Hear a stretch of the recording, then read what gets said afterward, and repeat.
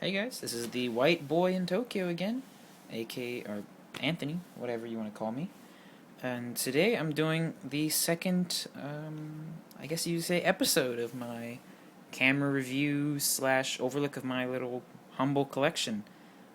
Starting with the rangefinders. Most of the cameras I have are rangefinders, primarily Russian. And this is pretty much a rare camera amongst old school rangefinders. It's a 35mm LOMO Leningrad rangefinder camera. This is from 1963. This was right before they changed the name from GOMZ to LOMO. And I'm not sure exactly what happened and why that took place, but that's what the internet is for. And I remembered it before, but I forgot.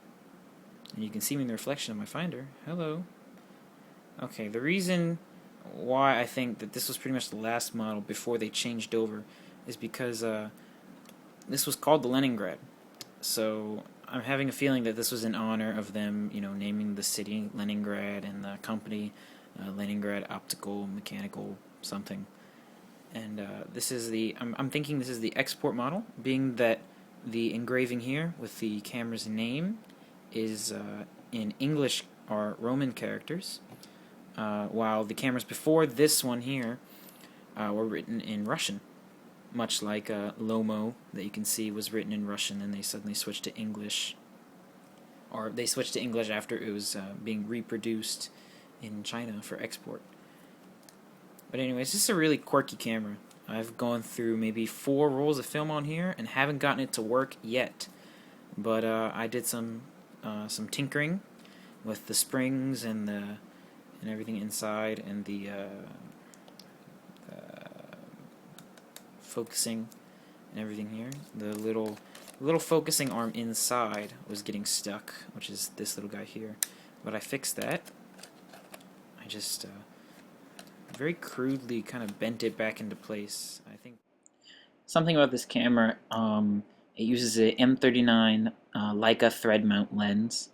However, there's this ridge that you can see just above the lens that's kind of like a crest, and the problem with that is some lenses won't fit in all the way, such as the Industar 61 lens, and could be a few others, but I haven't really tried those.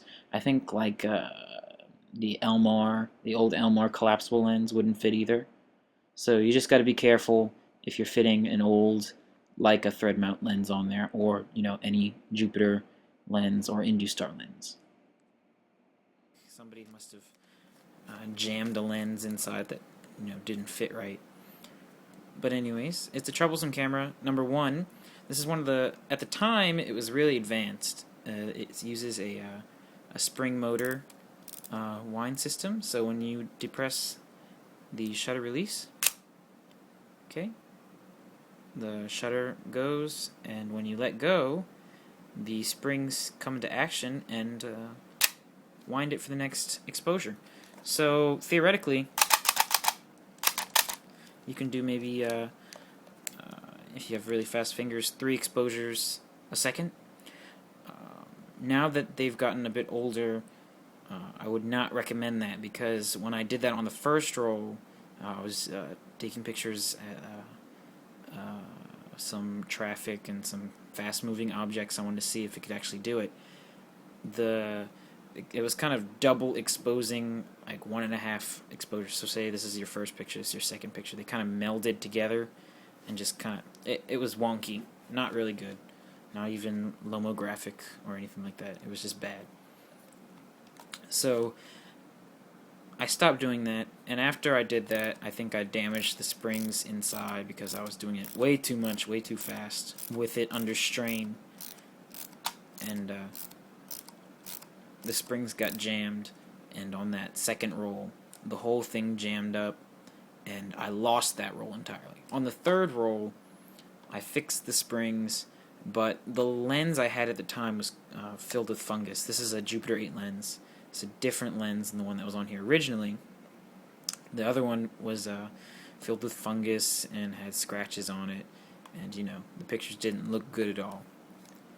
Now for a rangefinder camera, this is pretty bulky. I mean, if you look at it in my hand, if that's not enough of a reference, I'll take, say, my Zorky 4 rangefinder, put it next to that. As you can see, it's pretty fat in comparison. I mean, I know the Zorky 4 isn't the smallest of cameras, but you can kind of tell that it's a bit thicker.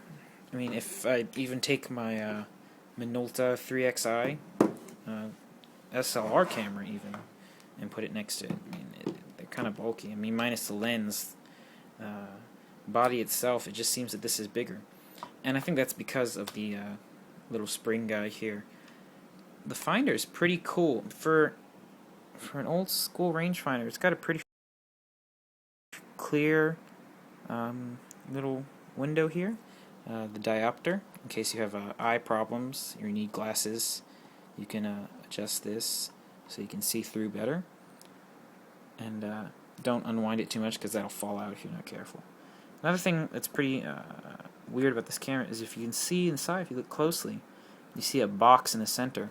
Now normally, with say a Zorky or most other rangefinder cameras, you see that little like faded yellow ghosty square inside?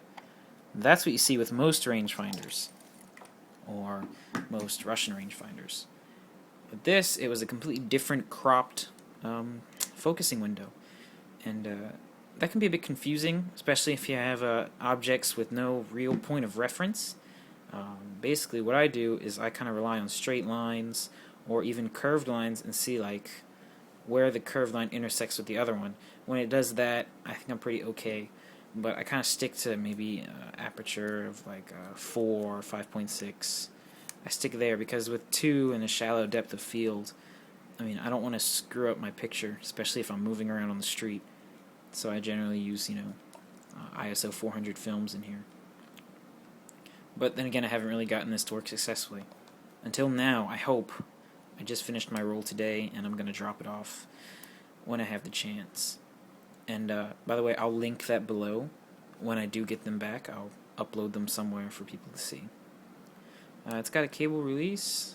You can see. You can put that there. That's the film counter, which does not work, I don't think. I haven't been able to reset it successfully. And this is your optional like viewfinder socket. You can put a flash there and sync it if you want to. This little guy is your film speed setting, which works in GOST or GOST, which is the Russian ISO standard.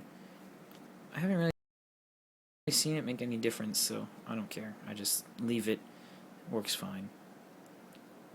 The thing about these cameras is they're tough to find in good condition. I mean, other ones that I found online were pretty much for parts only. And I actually found this in Singapore at a junk shop. And the guy had it with its case, which is here. Nice little case.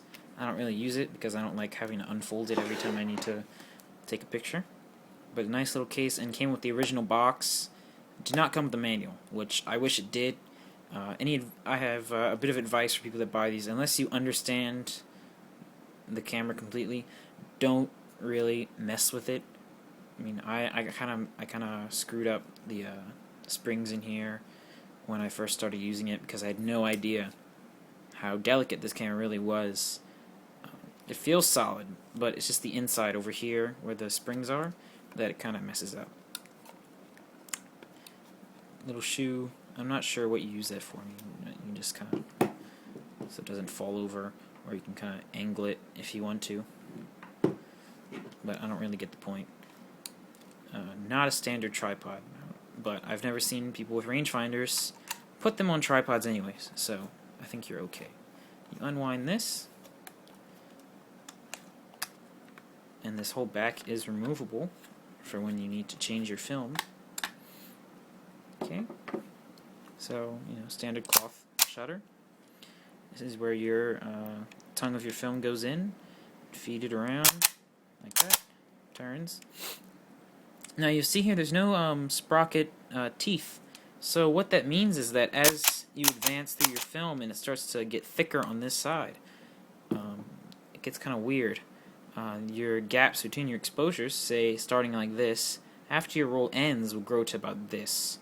So say in a roll of 36 exposures, you're probably only going to get maybe 34 or maybe even 32 if you're having a bad day.